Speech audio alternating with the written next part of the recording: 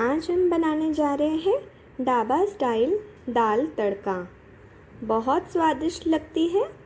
आइए शुरू करते हैं।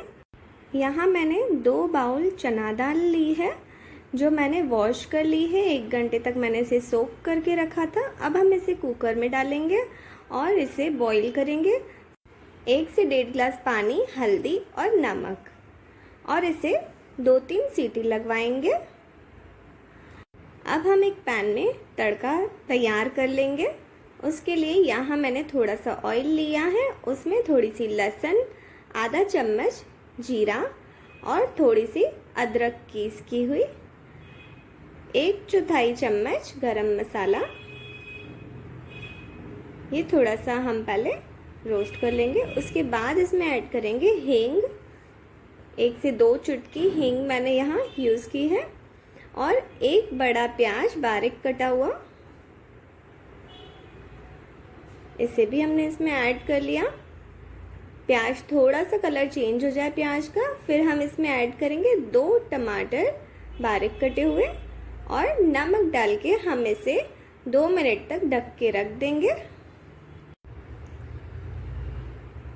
इसे थोड़ा सा मिक्स करने के बाद अब हम ऐड करेंगे लाल मिर्च 1 चम्मच और ज़रा सा हल्दी पाउडर 1/4 चम्मच से भी कम, और काली मिर्च आधी छोटी चम्मच, और थोड़ा सा इसमें हम पानी डाल के और फिर इसे थोड़ा सा पकने के लिए रख देंगे ढक के।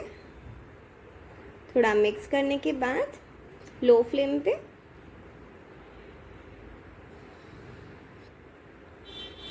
अब देखिए ये थोड़ा सा सब कुछ सॉफ्ट हो गया है। टमाटर भी अच्छे से सॉफ्ट हो गया है। अब हम इसमें ऐड करेंगे बॉईल की हुई दाल। ये चना दाल जो हमने बॉईल की थी, इसे हम इसमें ऐड कर लेंगे। पानी आप इसमें अपने अकॉर्डिंग डाल सकते हैं, जैसी आपको कंसिस्टेंसी चाहिए। मैं पानी थोड़ा कम ही ऐड कर रही हूँ इसमें।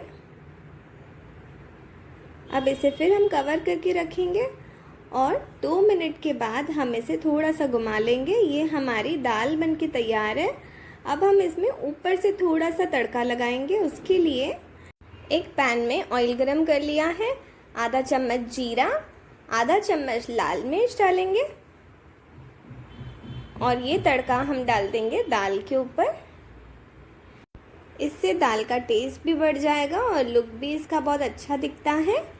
तो अब हमारी ये दाल फ्राई बनके तैयार है, ढाबा स्टाइल दाल तड़का। इसे आप बनाएं, ये बहुत पसंद आएगी आप सबको। इसमें ऊपर से हरा धनिया डाल के और सर्व करेंगे।